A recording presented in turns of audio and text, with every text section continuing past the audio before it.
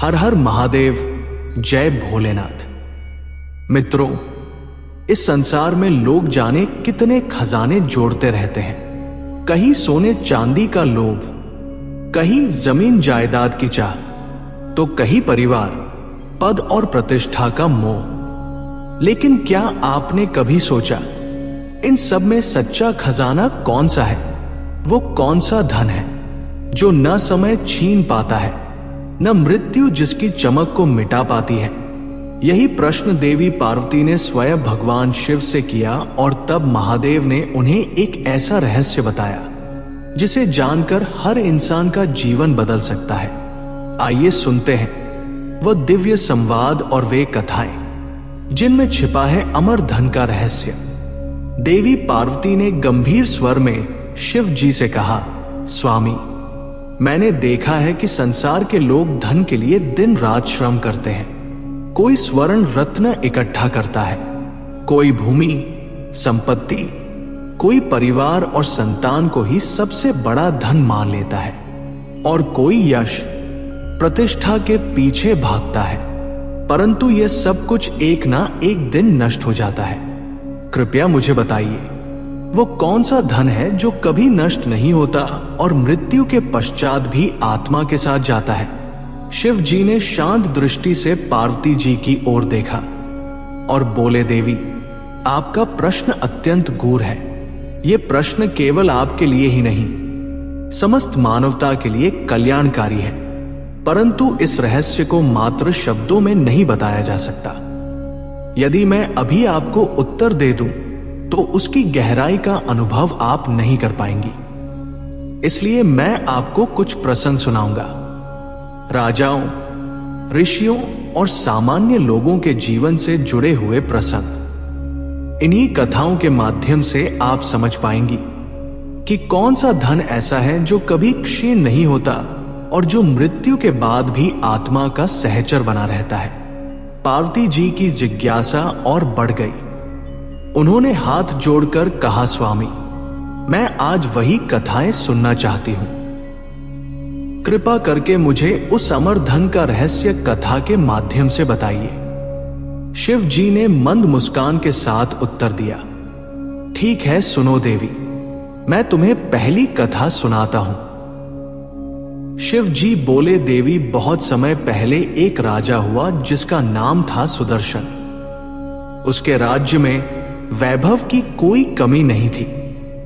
सोने चांदी के भंडार, अनगिनत रत्न, विशाल सेना, सुंदर महल, सैकड़ों सेवक और प्रजा का आदर, सब कुछ उसे प्राप्त था। उसके सिंहासन पर बैठते ही पूरा दरबार झुक जाता और जब वह रथ पर निकलता तो नगरवासी पुष्प वर्षा करते। परंतु देवी, उस राजमहल की चकाचौंध के पीछे एक गहरा अंधकार छिपा था।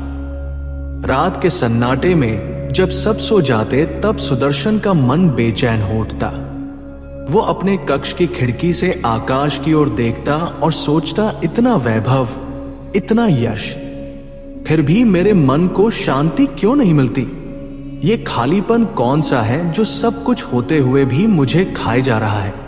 एक दिन उसने अपने सभासदों से कहा, मुझे बताओ, सबसे बड़ा धन क्या है? सोना, चांदी, राजसत्ता, पुत्र पुत्री या प्रजा का प्रेम? सभी ने अपनी अपनी राय दी। किसी ने कहा, स्वामी, सोना सबसे बड़ा धन है क्योंकि उससे सब कुछ खरीदा जा सकता है। किसी ने कहा, नहीं महाराज, संतान ही सबसे बड़ा धन है क्योंकि वही वंश को आगे बढ़ाती है। कोई बोला, प्रजा का सम्मान ही सबसे बड़ा धन है क्योंकि उसके बिना राजा अधूरा है। राजा सुदर्शन ने सबकी बातें सुनी, लेकिन उसका मन तृप्त नहीं हुआ। उसी रात उसने सपना देखा। स्वप्न में उसे एक वृद्ध साधु दिखाई दिए जिनका चेहरा तेजस्वी था। वे बोले, राजन, तू धन के सागर में डूबा हुआ है, परंतु सच्चे धन से अभी वंचित है। ये धन ना तो तेरे खजाने में है, ना दरबार में, ना ही तेरे पुत्र पुत्रियों में। ये धन तुझे केवल धर्म और सत्कर्म के मार्ग पर चलकर मिलेगा। राजा का नींद से जागते ही हृदय कांप उठा। उसने अगले दिन अपने राज पुरोहित को बुलाकर पूछा, महाराज वो कौन सा धन है जो कभी नष्ट नहीं होता? कल मैंने स्वप्न में एक साधु को यह कहते सुना, लेकिन मैं समझ नहीं पाया। पुरोहित मुस्कुराए और बोले, महाराज ये प्रश्न साधारण नहीं है। इस रहस्य को जानने के लिए आपको साधुओं और ऋषियों के पास जाना होगा, क्योंकि वही आपको उस अमर धन की ओर मार्गदर्शन कर सकते हैं। देवी तब सुदर्शन ने अपने राज सिंहासन को छोड़कर वन की यात्रा आरंभ की। वो साधु संतों की खोज में निकला ताकि जान सके कि सबसे बड़ा और कभी नष्ट ना होने वाला धन कौन सा है। राजा सुदर्शन अपना राजमहल, वैभव और सुख सुविधाएं छोड़कर अकेले ही वन की ओर निकल पड़ा। मार्ग कठिन था, कभी कांटों से भरा, कभी घने जंगलों से, पर उसके हृदय में केवल एक ही ज्वाला थी, यह जानने की कि वो कौन सा धन है जो कभी नष्ट नहीं होता। कई दिन की यात्रा के बाद वह एक शांत आश्रम पहुंचा। वहां एक महात्मा गहरे ध्यान में लीन थे। उनका शरीर वयोवृद्ध था, पर चेहरा तेजस्वी और आंखें ज्ञान से भरी हुई थी। राजा ने उनके चरणों में प्रणाम किया और विनम्र स्वर में कहा, गुरुदेव, मैं वो जानने आया हूं जो आज तक मुझे किसी ने नहीं बताया। मेरे पास धन, दौलत, परिवार, यश सब कुछ है, फिर भी मेरे भीतर खालीपन है। कृपा कर बताइए वो कौन सा धन है जो कभी नष्ट नहीं होता।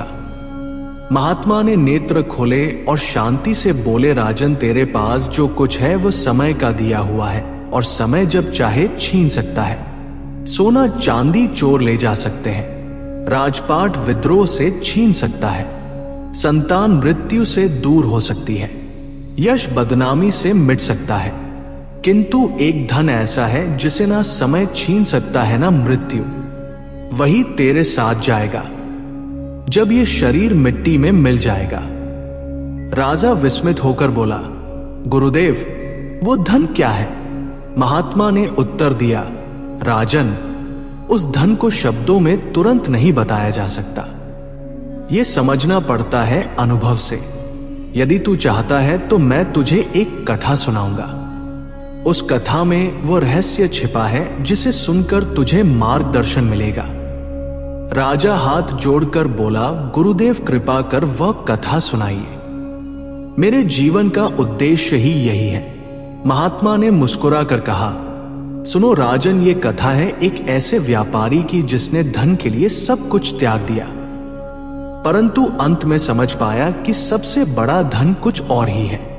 महात्मा बोले, राजन, एक नगर में विभव नाम का व्यापारी रहता था। उसके पास अपार संपत्ति थी, सोने चांदी के भंडार, असंख्य नौकर चाकर और व्यापार के इतने स्रोत कि दिन रात धन उसके घर में बरसता था। नगरवासी उसे सम्मान से देखते और उसकी प्रशंसा करते, परंतु धन के अहंकार ने उसके भीतर कठोरता भर दी थी। विभव अपने धन के बल पर गरीबों को दबाता, मजदूरों से अधिक काम करवाता और कभी किसी की मदद नहीं करता। उसे लगता था कि धन ही सब कुछ है और धन ही उसे अमर बना देगा। समय बीतता गया। एक दिन उसके नगर में महामारी फैली, लोग मरने लगे, नगर वीरान होने लगा। व्यापारी का धन भरे बख्तर खाने में पड़ा रहा, परंतु बीमारियों से उसकी रक्षा नहीं कर सका। धीरे धीरे उसका परिवार भी इस महामारी की चपेट में आ गया। उसकी आंखों के सामने उसके 2 बेटे और पत्नी चल बसे। विभव लाखों स्वर्ण मुद्राएं खर्च करके वैद्य बुलाता, दवाएं मंगवाता, परंतु मृत्यु ने उसकी एक न सुनी। राजन, तब पहली बार उस व्यापारी को एहसास हुआ कि उसका धन कितना असहाय है। उसने सोचा, जो धन मेरे सामने खड़ा होकर मेरी रक्षा नहीं कर पा रहा, क्या वह सचमुच धन है? दुख और पछतावे में डूबकर वह नगर से बाहर निकल गया। रास्ते में उसे एक साधु मिले। व्यापारी रोते हुए उनके चरणों में गिर पड़ा और कहा, महाराज, मेरे पास इतना धन था कि मैं खुद को दुनिया का सबसे बड़ा मानता था, पर आज मैं अकेला हूं। सब छीन गया। बताइए कौन सा धन है जो मृत्यु भी नहीं छीन सकती? साधु ने शांत स्वर में उत्तर दिया, व्यापारी, जो धन तूने कमाया वह तेरा नहीं था, वो केवल समय के लिए था। असली धन पुण्य है, धर्म है, भक्ति है। जब तू दीन दुखियों की सेवा करेगा, सत्य और करुणा का पालन करेगा, तभी तेरा धन अमर होगा। मृत्यु तेरे शरीर को ले जा सकती है, पर तेरे पुण्य कर्म तेरे साथ चलते हैं। उस दिन विभव का हृदय बदल गया। उसने शेष जीवन गरीबों की सेवा में लगा दिया, अनाथ बच्चों के लिए आश्रय बनाए, भूखों को भोजन कराया, और जब अंत समय आया तो उसके चेहरे पर संतोष की मुस्कान थी, क्योंकि अब वह जान चुका था कि अमर धन केवल पुण्य है। महात्मा ने कथा समाप्त कर राजा से कहा, राजन, उस व्यापारी ने सब कुछ खोकर यह सत्य पाया, पर तुझे यह सत्य साधु संतों के वचन से मिल रहा है। सोच, अगर तू इसे समझ ले तो तेरे जीवन का अर्थ कितना ऊंचा हो सकता है। जब महात्मा ने व्यापारी की कथा समाप्त की तो राजा सुदर्शन कुछ देर मौन बैठा रहा। उसके चेहरे पर विचारों का भार स्पष्ट था। फिर उसने हाथ जोड़कर कहा, गुरुदेव, आपकी कथा ने मेरे हृदय को झकझोर दिया। सचमुच धन, वैभव और परिवार सब नश्वर है, परंतु क्या केवल पुण्य ही सबसे बड़ा धन है? यदि ऐसा है तो फिर राजधर्म, प्रजा धर्म और भक्ति का स्थान कहां है? क्या केवल दान और सेवा ही उस धन का मार्ग है? महात्मा ने शांति से उत्तर दिया, राजन, तेरा प्रश्न उचित है। पुण्य केवल दान करने से नहीं मिलता। दान तो एक अंग है, असली पुण्य तो तब होता है जब तू अपने कर्तव्यों को धर्म के अनुसार निभाता है। एक राजा के लिए प्रजा की रक्षा करना, अन्याय का नाश करना, सत्य का पालन करना और धर्म को बढ़ाना ही सबसे बड़ा पुण्य है। जैसे एक साधु तपस्या से पुण्य कमाता है, वैसे ही राजा न्याय और धर्म पालन से। हर व्यक्ति का धर्म अलग है, परंतु धर्मनिष्ठा और करुणा ही उसका शाश्वत धन बनती है। राजा ने पुनः पूछा, गुरुदेव, यदि पुण्य ही अमर धन है तो क्या इसका फल मृत्यु के बाद भी आत्मा को साथ मिलता है? महात्मा ने गहरी दृष्टि से राजा को देखा और बोले, हाँ राजन, जब मनुष्य इस संसार से विदा लेता है तब उसके सोने चांदी के भंडार यही रह जाते हैं। उसके राजमहल धूल में मिल जाते हैं, उसका नाम यश समय के गर्त में खो जाता है, किंतु उसके पुण्य कर्म और पाप कर्म ही आत्मा के साथ जाते हैं। यही आगे चलकर उसे स्वर्ग या नरक के मार्ग पर ले जाते हैं। यही अगले जन्म का आधार बनते हैं। यही वो खजाना है जो कभी नष्ट नहीं होता। राजा सुदर्शन के हृदय में एक नई जागृति हुई। उसने कहा, गुरुदेव, यदि ऐसा है तो मुझे अब ये मार्ग पूरी तरह समझना होगा। कृपा करके मुझे और कथाएं सुनाइए जिससे मैं इस सत्य को हृदय में उतार सकूं और फिर अपनी प्रजा को भी इसका उपदेश दे सकूं। महात्मा मुस्कुराए और बोले, राजन, तेरी ये प्यास ही तुझे उस अमर धन के निकट ले जाएगी। अब सुन, मैं तुझे अगली कथा सुनाता हूं, एक ऐसे ऋषि की जिसने गरीबी में रहते हुए भी इतना अमर धन अर्जित किया कि आज तक उसका नाम लोकों में गूंज रहा है। महात्मा ने राजा से कहा, राजन, बहुत समय पहले हिमालय की एक कंदरा में गौतम नामक ऋषि तपस्या करते थे। उनका जीवन अत्यंत साधारण था। ना उनके पास महल थे, ना सेवक, ना सोना चांदी, केवल एक छोटा सा आश्रम था और कुछ शिष्य। वे अपने हाथों से कुटिया बनाते, फल फूल और जड़ी बूटियां खाते और बाकी समय तब वह वेदाध्ययन में लगाते। उनकी पत्नी अहिल्या भी साधना और सेवा में लगी रहती। वे गरीबों को अन्न देती, थके हुए यात्रियों को जल पिलाती, बीमारों की देखभाल करती। ऋषि गौतम कहते, पुत्रों, संसार का वैभव क्षण भंगुर है। यदि कुछ अमर है तो वह है सत्य, करुणा और धर्म। यही असली धन है। देवी समय का चक्र घूमता है। एक बार उस प्रदेश में भयंकर अकाल पड़ा। लोग भूख से तड़पने लगे, पशु पक्षी मरने लगे, जिनके पास धन था वे भी अन्न न मिलने से व्याकुल थे, परंतु ऋषि गौतम ने अपने छोटे से आश्रम का भंडार खोल दिया। उनके पास जितना था सब गरीबों को बांट दिया। वे स्वयं फल और कंदमूल खाकर दिन गुजारते, परंतु किसी भूखे को खाली हाथ ना लौटाते। एक दिन उनके शिष्यों ने कहा, गुरुदेव आपने सब बांट दिया, अब हम क्या खाएंगे? क्या ये उचित है? ऋषि ने मुस्कुराकर कहा, बेटा, जो धन दूसरों की भूख मिटाने में काम आए वही धन शाश्वत है। यदि हम मर भी जाए तो कोई बात नहीं, परंतु जिनके प्राण बचेंगे उनका आशीर्वाद ही हमारा अमर खजाना बनेगा। समय बीता और अकाल समाप्त हुआ। लोग बच गए। सबने देखा कि जो परिवार भूखों को भोजन कराता रहा वही सबसे बड़ा माना गया। राजाओं का सोना, व्यापारियों का खजाना सब धूल में मिल गया, परंतु ऋषि गौतम का नाम आज भी अमर है, क्योंकि उन्होंने वो धन कमाया जिसे मृत्यु भी छीन नहीं सकी। महात्मा ने राजा सुदर्शन से कहा, राजन देखो, ऋषि के पास वैभव नहीं था, पर उनके पास अमर धन था। यही वो खजाना है जो आत्मा के साथ जन्म जन्मांतर तक रहता है। राजा की आंखों में चमक आ गई। उसने कहा, गुरुदेव, अब मैं समझने लगा हूं कि ये धन भौतिक नहीं है, परंतु अभी भी मेरे मन में कई प्रश्न हैं।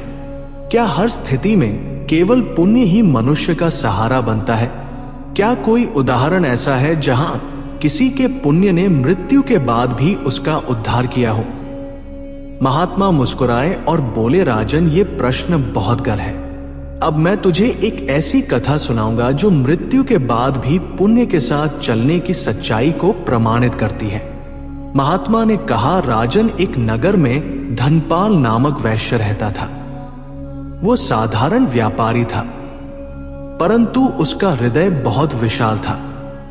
उसकी आदत थी कि वह अपनी कमाई का एक हिस्सा प्रतिदिन भूखों, साधुओं और जरूरतमंदों के लिए अलग रखता। नगर में कोई भी भूखा नहीं सोता, क्योंकि धनपाल का घर सभी के लिए अन्न का द्वार था। उसकी यह आदत नगरवासियों को कभी कभी अजीब लगती।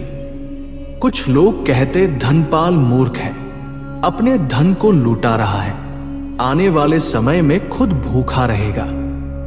पर धनपाल हंसकर कहता, जो धन दूसरों की भूख मिटाने में लगे वही मेरा असली खजाना है, बाकी सब तो मिट्टी है। समय बीता। एक दिन धनपाल गंभीर बीमार हो गया।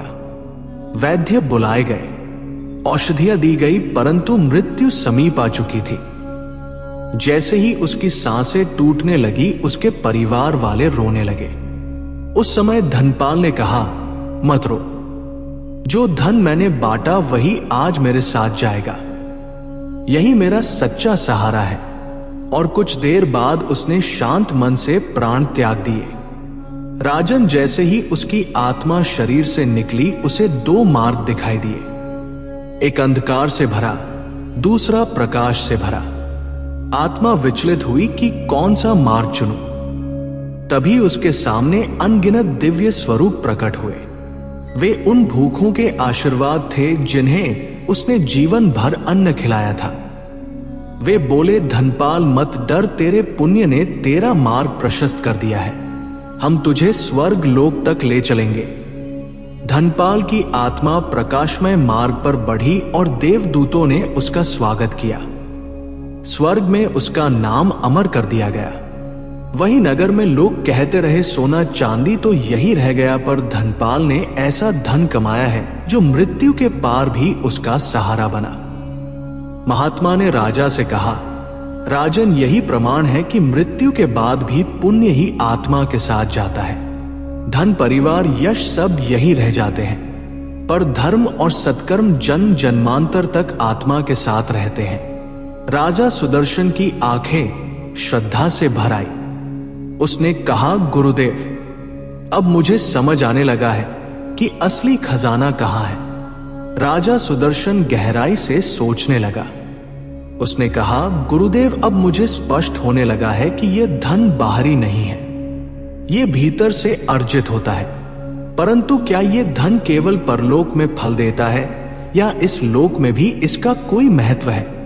महात्मा मुस्कुराए और बोले, राजन, ये बहुत ही महत्वपूर्ण प्रश्न है। अब मैं तुझे एक ऐसी कथा सुनाऊंगा जिसमें दिखेगा कि अमर धन केवल मृत्यु के बाद ही नहीं बल्कि जीवन रहते हुए भी शांति और सुख का आधार बनता है। महात्मा बोले, राजन सुनो अब अंतिम कथा। एक गांव में सत्यप्रिय नाम का गृहस्थ रहता था।